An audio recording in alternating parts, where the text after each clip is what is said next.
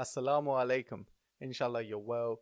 So in my last video, I gave you guys a brief introduction into internal audit, one of the routes that you could follow once you become a chartered accountant. And in today's video, I'm going to talk more about the typical audits that I've worked on and also why I chose internal audit. So to begin with, I think it's worth starting off with the type of work that I was doing whilst I was training to be a chartered accountant in practice. So as you know, I trained in external audit, where I was responsible for auditing the financial statements of my clients. And as part of that, I was doing two main test procedures. And the first was substantive testing. So this is where we're actually testing the detail of an account balance. So to give you an example of what substantive tests look like, so if you take the payroll account balance, an example, the amounts that you pay out to your employees, you may pay out £1 million a month. And as an auditor, I may look at the monthly payroll, see what's been paid out to confirm that the annual figure is correct. And as part of that, I may also go into the detail of each monthly payroll and select a sample of payments to employees and confirm that they're correct by checking maybe the bank statement or the pay slips. So that's a very simple example of a substantive test that you can perform. And then inshallah, I'll also be doing a test of controls as well. And from the previous video, you'll remember that a control is any action which manages risk. So in the payroll area, a control that we typically see in pretty much every company is the fact that joiners are added in the correct month when they begin working for the company, and leavers are removed from the payroll when they stop working for the company. So if I was to test a joiner who say joined on the 10th of May, I would expect them to be included in the May payroll, but not in the April payroll. And equally, if there was a leaver who left the business in October, I'd expect them to be included in the October payroll, but not in the November payroll because they've left. So if we go back to the definition of the control, the activity is that the joiner is added to the payroll or the leaver is removed from the payroll in the correct month. And the risk that we're managing is to make sure that they're paid correctly, i.e. we don't overpay or underpay the employee. And then by combining the controls and substantive procedures, an auditor is able to provide reasonable assurance that the financial statements give a true and fair view. And we say the word reasonable assurance instead of 100% complete or absolute assurance because it's simply not possible to review everything. So now that you know a bit about external audit, I'm just going to take us through the key differences between external and internal audit. So the first one is that external audits purely focus on the financial statements, that they are free from material misstatement. And they work towards a concept of materiality. And this may be the first time that you're coming across this term, but materiality, simply put, is a figure which impacts the user's views of the financial statements. So let's simplify that. So say you're a shareholder and you're considering investing in a company. What you may do is refer to the prior year's financial statements which have been audited, and you'll see, oh, their revenue has increased and their current revenue is £100 million. Okay. What if you were to find out that there was a £10 error in that figure? Would you care? Probably not, because it's not material, right? It's not going to influence your decision making. You may still decide to invest based on that revenue increase. However, what if that figure was £5 million? That means that that's a 5% error rate. That may change your view. So when auditing the financial statements, external auditors calculate a materiality that they work towards. And then when they're signing off the audit report, they're basically confirming that in their opinion, there's reasonable assurance that the financial statements are free from material errors. So that's a very brief explanation of materiality. There are standard ways of calculating this figure, and inshallah we'll go through this in a later video. However, in internal audit, we aren't limited to just the financial statements. So we can review all areas of risk. And that could be in various different departments outside of finance. It could be, our global sourcing team. It could be our stores. It could be our processing centers. It could be our external vendors. So the second difference focuses on the duty of responsibility or the reporting line. So external auditors have their main responsibility to the shareholders or members of a company, whereas internal auditors will typically report into senior management at the board level, as an example, the audit committee. And the final variance is that although external auditors are responsible for reporting key weaknesses in the internal control system, they're not responsible for improvement. Okay, so they're not there to improve the control environment, whereas internal audit are responsible for reviewing the control environment and recommending improvement, and also responsible for ensuring that recommended actions are implemented. So once I qualified as a chartered accountant, I had a number of different career options available to me. I could have either stayed in external audit, I could have gone into financial accounting, commercial finance, business planning, financial control, but I ended up choosing internal audit because I felt that was the easiest transfer of the skill set that I had already built up. So if you think about it, I mentioned that I'd already had experience of working with controls, and you'll know from my previous video that in internal audit, you do a lot of work with controls and reviewing how they're operating in the business. So I thought to myself, this will be the easiest transfer of my skill set, and it may also help with career progression in the long run as well. The fact that I've already spent, almost 5 years of working with controls means that I already have a good solid understanding, and that may make it easier to get promoted onto manager and director and go beyond that. So I've spent about 5 years in internal audit right now, and I've absolutely loved it. And there's 2 key reasons for that in hindsight. So the first is travel. For me, the things that appeal to me about travel is the fact that I may spend 6 to 8 weeks in the office and then have a change of scenery.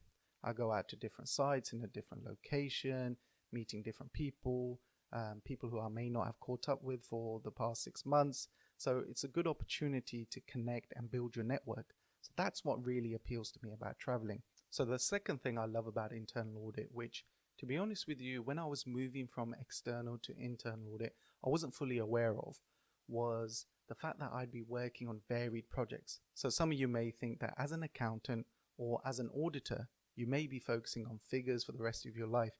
And in my case, that's definitely not true. I work with a lot of departments outside of finance, HR, legal, procurement. These are just a few of the departments. And I'm not just looking at figures or the financials. I've been in experiences where I'm counting cash at a store, I'm going through merchandise at our processing centers, I'm flying out to our buying offices to do an audit. So in terms of work, I like to think I lead an interesting life, but inshallah, let me go into a bit more detail about some of the audits I've recently worked on. So I'm just going to take you through some of the core examples of audits that I've worked on whilst in internal audit. So the first one are operational audits. Now, these audits focus on the business's core operations. So if we take TJX as an example, they obviously own retail stores which sell to the public. So if I was to focus on core operations, one of those will be purchase order to pay. So that will look at the process from the point where a buyer places a purchase order with an external supplier through to the point we receive the stock at one of our processing centers, label it, make sure it's ticketed correctly, then send it out to stores for it to be sold to the end customer. And that will also include how we pay our vendors on time at the correct rate. So that's a brief example of a core operation of a retail business. And as part of this, I've visited our stores, processing centers, home offices all across Europe to make sure that our core processes are operating effectively. In terms of specific examples, I may go to a processing center and select some merchandise that we sell just to check that it's ticketed correctly. Certain products that we sell will require safety labels in line with EU law. I will go and check these products to make sure we have those safety labels included. At our stores, we take in a lot of cash on a day-to-day basis. So I may go into our stores and review our cash handling procedures to make sure that cash is handled correctly. A lot of retail businesses will have a number of buying offices around the world, depending on the size of the business, obviously.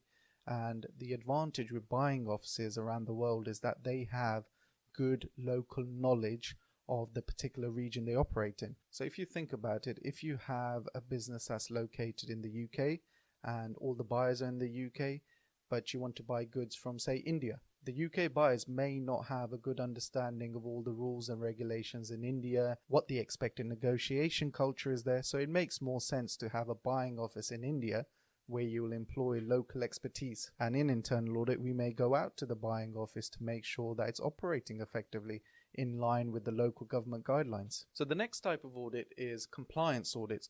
So these are typically audits that we're checking against a written policy or a procedure.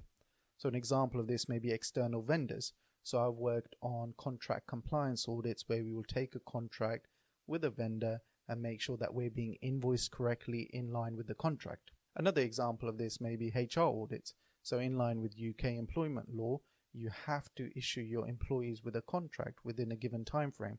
So I may review a sample of new joiners to make sure that they've been given contracts. And when doing compliance audits, you're not just checking in line with internal policies and procedures, you're also checking in line with external policies and procedures. So it may be that there's government guidelines in place.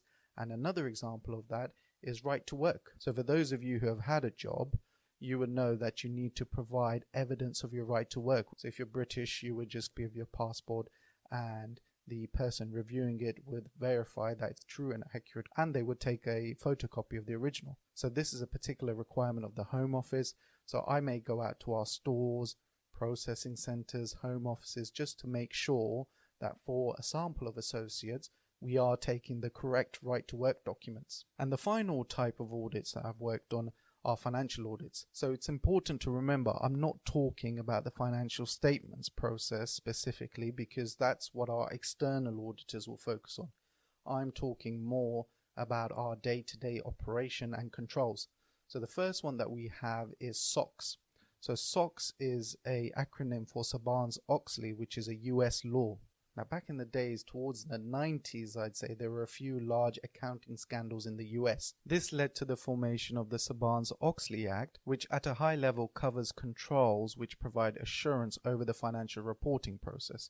So in internal audit, I may be responsible for reviewing these controls. So as an example, it may be that our month-end financial reporting process is reviewed by a finance director. So I would go in and make sure that the month-end finance pack has been signed off by the finance director on a timely basis. The important thing to note about SOX is that it applies to US companies and its subsidiaries.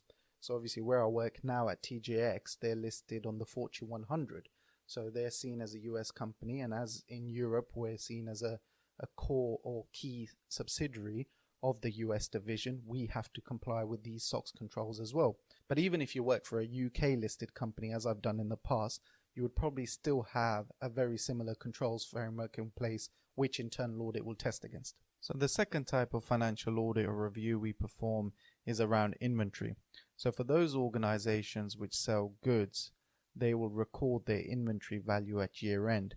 And the way they get assurance over that figure is by performing a year-end count of all their inventory. So if you think about TJX as an example, at year-end they will have inventory at their stores, in their processing centers.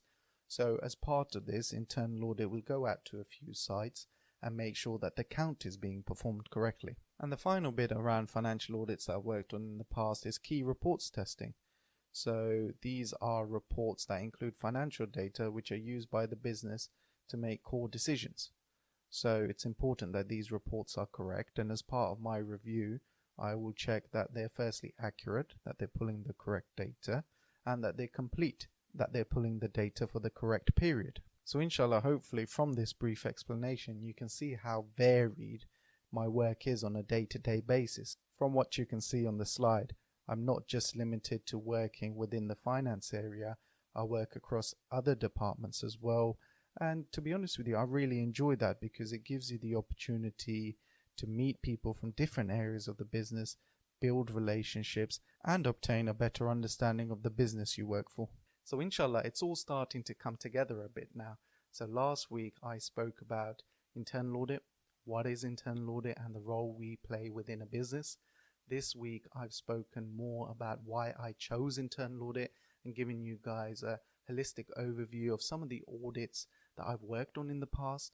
And inshallah, in my next video, I'm going to talk more about the detail behind an audit. So we're going to take an audit, we're going to talk about the risks and the test steps that I would perform to address those risks. So inshallah, by the end of the next video, you will have an overview, a summary, and a bit more of a detailed understanding about internal audit and the work we do.